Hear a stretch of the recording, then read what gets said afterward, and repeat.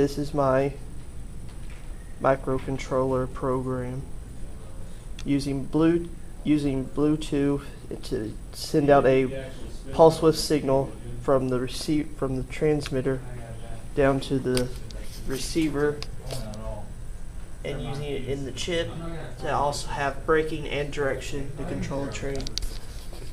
When I change the pot on the transmitter, it will send the signal down to the receiver and just make the train go.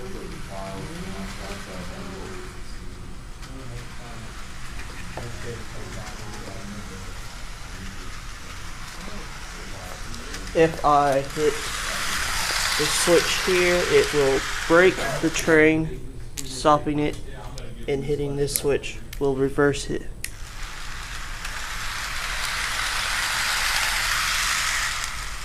And this is all using Bluetooth to control it.